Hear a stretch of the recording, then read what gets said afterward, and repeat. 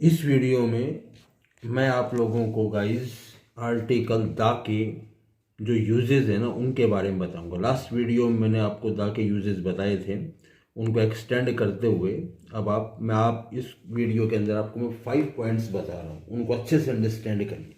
Next में और बताऊंगा, क्योंकि जो मेन होता है ना वो द ही होता है। द और द मैंने दोनों बताए थे लास्ट वीडियो में, अच्छे से सुने। देखो, फर्स्ट पॉइंट है विद सुपरलेटिव। जो डिग्री होती है ना, आपको डिग्री का पता ही है। जो सुपरलेटिव डिग्री है, अगर डिग्री का नहीं पता तो मैं अलग से उस एक अलग वीडियो बना दूंगा डिग्री के लिए भी, वो देख लेना आप उसमें। फिलहाल मैं आपको आर्टिकल में जो सुपरलेटिव डिग्री होती है, जैसे गुड, बेटर, बेस्ट, ठीक है ना, उन सुपरलेटिव डिग्री के बारे में बता रहा हूँ। पहला सेंटेंस देखिए, जब हम सुपरलेटिव डिग्री कहीं पर भी आती है तो हमेशा आर्टिकल द आएगा, ये रिमेंबर रखना। यहाँ पर देखो, the best student in the class. The best हो गई ना, best, good, better, best. The best student in the, जो सबसे बेस्ट स्टूडेंट है क्लास के अंदर, इसके साथ द लग गया। द प्राइम मिनिस्टर, जो सबसे मुख्य होता है। मिनिस्टर्स बहुत सारे होते हैं, लेकिन जो प्राइम मिनिस्टर होता है वो सबसे अलग होता है, लास्ट होता है। ये सुपरलेटिव डिग्री होती है प्राइम, तो प्राइम मिनिस्टर, इसके साथ दा लग गया। दूसरा सेंटेंस देखिए, सुपरलेटिव डिग्री के साथ दा आएगा। कंपैरेटिव डिग्री, जो तुलनात्मक होती है, कंपेयर करते हैं हम। In comparative degree when one is singled out in preference to others, ये ध्यान रखना। प्रेफरेंस टू अदर, सिर्फ अदर। ये कह रहा है कि in comparative degree when one is singled out, जब दो का कंपैरिजन कर रहे हैं और उन दो के कंपैरिजन में से एक को हम निकाल देते हैं और एक को हम ले लेते हैं, तो उसके अंदर हम किसका प्रयोग करते हैं? आर्टिकल द का प्रयोग करते हैं। देखिए, he is the फाइनर batsman of the two. Sentence को अच्छे से अंडरस्टैंड करना। He is the फाइनर, fine, फाइनर, finest, जो लास्ट इसकी डिग्री होती है फाइनेस्ट होती है, लेकिन यहाँ पर कंपैरेटिव है, दो की तुलना कर रहा है। ही इज द फाइनर बैट्समैन, यहाँ पर बैट्समैन कितने हैं? 2। जब 2 बैट्समैन हैं तो उनमें से जो ही है, फॉर एग्जाम्पल यहाँ पर तो प्रोनाउन हो गया ही। अगर हम यहाँ पर लिखते राम, वो नाउन हो गया, तो Ram is the फाइनर batsman of the 2, ठीक है ना, तो इसकी जगह पे ही आ गया। He is the फाइनर batsman of the 2। तो जो फाइनर है वो कंपैरेटिव होगी, कंपैरिजन हो रहा है ही के साथ दूसरे बैट्समैन का, जो 2 बैट्समैन है, इनमें द का प्रयोग हो गया। He is the फाइनर batsman, remember रखना इस चीज़ को। अभी आप देखो, मैं इसको आगे एक्सटेंड कर रहा हूँ, इसी सेंटेंस को समझने की कोशिश करना। अगला सेंटेंस है, he is the फाइनर batsman than others. Same sentence है, यहाँ पर क्या लिख रहा है? He is the फाइनर batsman. देखो यहाँ पर भी द फाइनर आ रहा है, बैट्समैन, देन अदर्स, यहाँ पर अदर्स आ रहा है, यहाँ पर 2 आ रहा था। गौर से देखिए, ये 2 है और ये अदर्स है।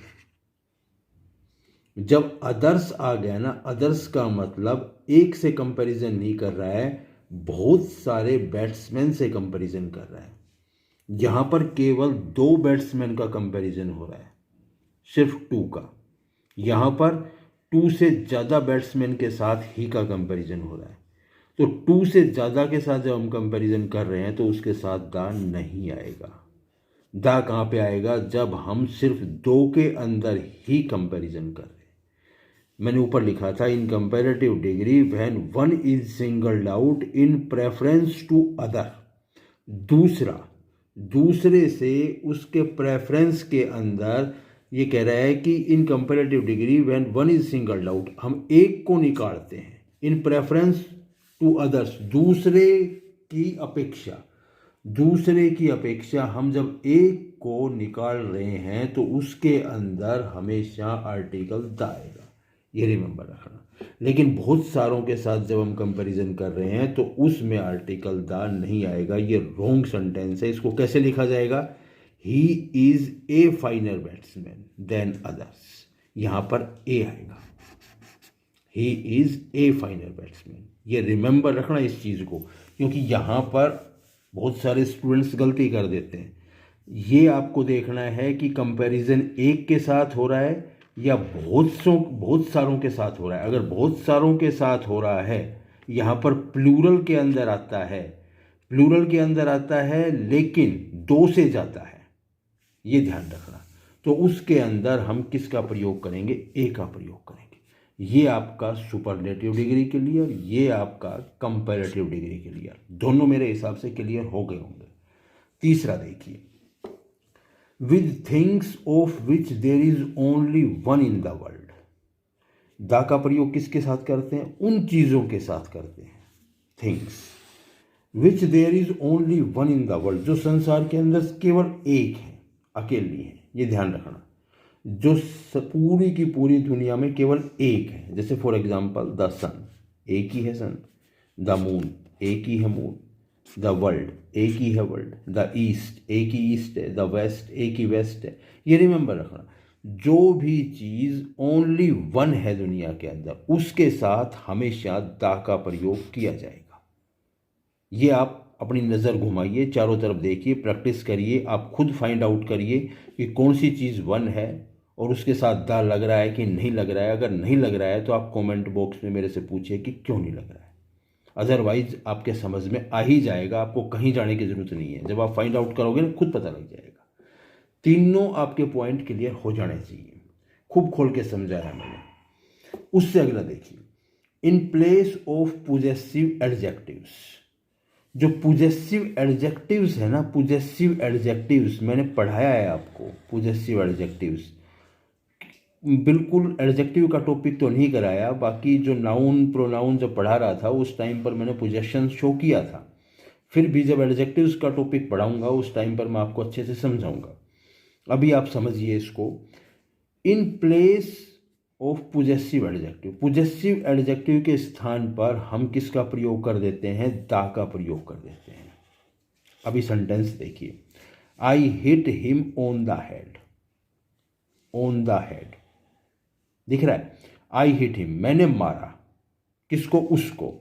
कहाँ पे मारा? ऑन द हेड, उसके सर के ऊपर मारा। तो on the head it means on his head. His head लिखने की बजाय हम यहां पर लिख देंगे ऑन द हेड। अगर यहां पर इस तरीके से स्पेस आता है आपके पास कि I hit him on Khalistan head, तो आप यहां पर लिखोगे ऑन द हेड, ना कि ऑन ए हेड। ये रिमेंबर रखना, क्योंकि यहां पर ये पोजेसिव एडजेक्टिव है कि आपने उसको कहां पे मारा है? उसके सर के ऊपर मारा है। ये पोजेसिव एडजेक्टिव हो गया हिज हेड। हिज हेड का मतलब ऑन द हेड। तो पोजेसिव एडजेक्टिव के प्लेस के ऊपर हम दा रख देते हैं। ये रिमेंबर रखना। लास्ट पॉइंट आपका देखिए, with common nouns when one noun is used to represent the whole class. जो कॉमन नाउन मैंने पढ़ाया है, अच्छे से पढ़िए, उनको समझ में आएगा। कॉमन नाउन जो होते हैं पूरे के पूरी क्लास को जब ये प्रकट करते हैं, पूरी एक क्लास के बारे में बता रहे हैं, तब उसके साथ किसका प्रयोग होता है? दा का प्रयोग होता है। अब देखिए, the rich should help the poor. यहां पर द रिच के साथ दा क्यों आया?